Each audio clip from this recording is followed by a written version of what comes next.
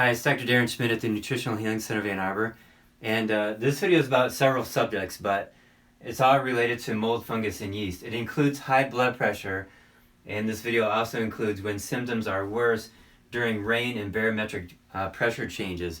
So I have a video on when symptoms are worse at night. So if you're laying in bed and your heart starts beating hard, or pain increases, that could be from mold, because mold likes dark, and it likes moisture, and it likes warmth. So when you're laying in bed, it's in your body, and it's dark, it's warm, it's moist, and it starts to grow and to thrive. So a year and a half ago, I had my own mold exposure, chronic mold exposure. I got black mold in my lungs and in my heart, and I actually had raising blood pressure. The worst it ever got was 155/95, and that was February 3rd, 2016. It was the worst night of my life. And my heart was pounding, but I didn't find the mold exposure, the actual drywall, until October 25th of 2016. So in the meantime, I learned a lot, and I had a lot in my past. If I ever got high blood pressure down, it was sort of like a side effect of a nutritional program. There wasn't like some underlying cause of high blood pressure that I could always rely on until now. And the underlying cause would be primarily mold, fungus, or yeast, whatever you want to call it. You can call it candida. I'm just going to call it mold.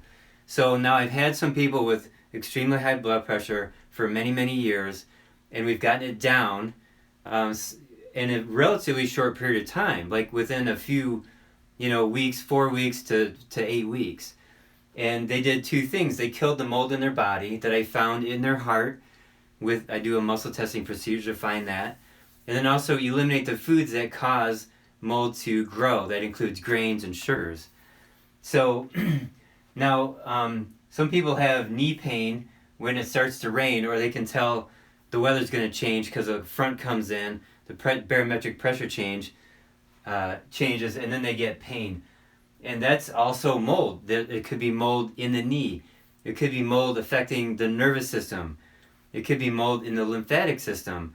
And that mold starts to thrive and grow and expand and proliferate when it rains, when the air is damper, and then it clogs up the circulation of the lymphatic system, or it clogs up the nervous system ability to function properly.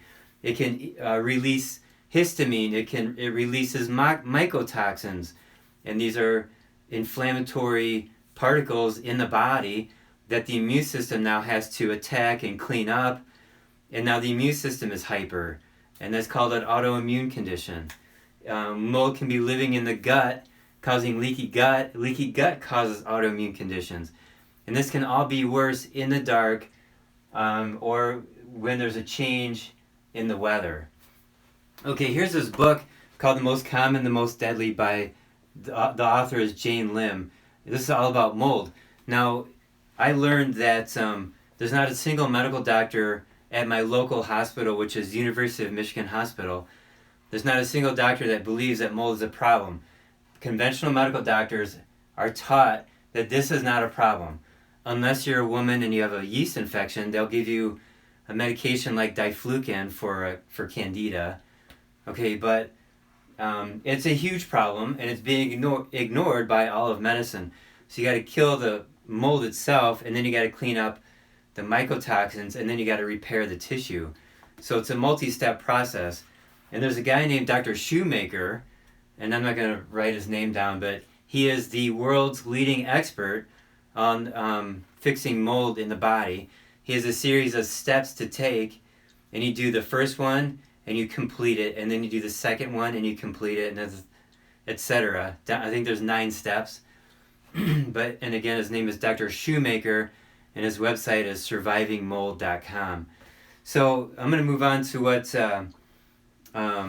Jane Lim was saying. So here's a quick paragraph. If you have a fungus in your food, like fermented foods, it changes the taste of foods from alkaline to acidic, such as milk fermenting to yogurt. Likewise, parasitic fungi in humans change the host from alkaline bodies to acidic bodies, such as healthy people to patients with uric acid and lactic acid. So now you've seen my, if you haven't seen my videos on lactic acidosis, you gotta go watch them. But mold in the body causes lactic acidosis. That's what she's saying right here, and she says this in other places throughout the book. And I'm going to say the next one here. Here she's talking about candida. Candida releases poisons as it multiplies. Candida overgrowth in the digestive tract is the major cause for leaky gut, which could be one of the main reasons for food allergies. This is why kids are allergic to peanuts. The peanut allergies are so severe now, and they were completely non-existent like 20, 30, 40 years ago. But it has to do with the processing of the peanuts and storing them in a way that it grows mold on the peanuts. There's a natural mold that grows on peanuts in the soil anyways. And then we have kids that have leaky gut, or adults who are eating bad food and it causes damage to their digestive system. And it's not just peanut allergies, but it's all these food allergies.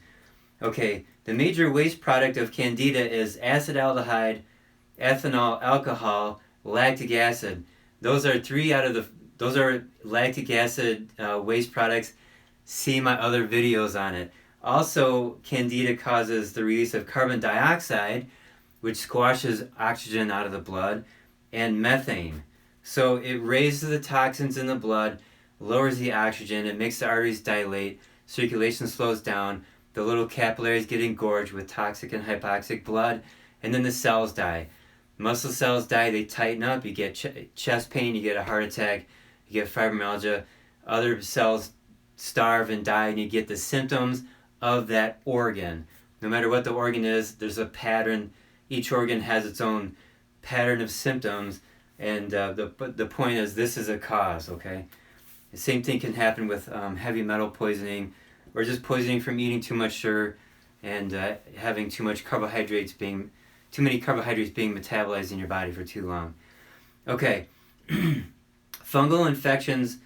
This is on page 169. Fungal infections cause high activity of lactate dehydrogenase, which is consistent with the result of cancer.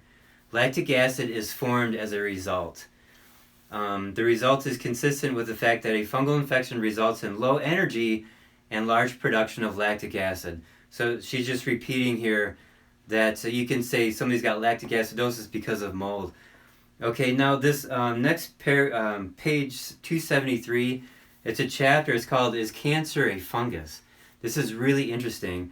There's a guy named Antonio Constantini, MD, head of the World Health Organization Center for Mycotoxins in Food, professor of School of Medicine at Albert Ludwig University in Germany, and he taught at University of California, San Francisco School of Medicine. Anyways, him and there's other doctors that say that cancer is mold.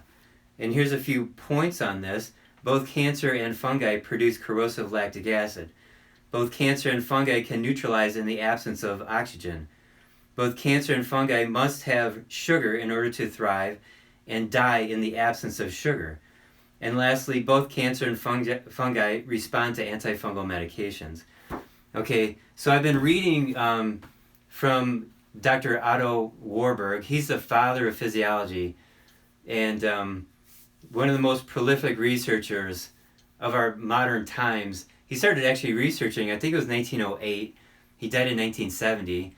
And he had over 30 monumental discoveries. They all deserve a Nobel Prize. He only got one Nobel Prize. And then in the 30s, he got another one, but Adolf Hitler said, nope, you're not getting any Nobel Prize, we're not participating. But what was very interesting is that Otto Warburg said, cancer is not a fungus, but it acts like a fungus. Okay, super interesting. So whatever, if cancer is a fungus, you treat it like a fungus. If cancer is not a fungus, but acts like a fungus, you can still treat it the same way. You want to clean up the blood, you want to kill any bad pathogens, and you want to get into ketosis, and see my other videos on lactic acidosis. You got to fix that lactic acidosis. And then ketones kill cancer cells. So these are thoughts that I had on high blood pressure. I've had a lot of people ask me about high blood pressure, and there's a bunch of other symptoms. And you know, treating symptoms is chasing ghosts, especially if you're using medications. You know, the word pharmacy comes from the word pharmakon, which means poison. So if you're using a drug to treat a symptom, you're chasing a ghost with a poison. You got to get to the cause and talk to your doctor about this and see what your doctor says. And if he says, oh, mold is never a problem, everybody's got mold, it's natural in the environment, and you don't have mold, that's not a good answer. There should be some testing done. And I mean, even simple blood tests, they're not that expensive. And you can check for what's called the IgG immune system response for molds. When I had my serious mold exposure, out of 14 molds, I was reacting to 13. So there you go. There's my thoughts. If you like this video, please give me a thumbs up. I appreciate it. And don't forget to subscribe. Thank you.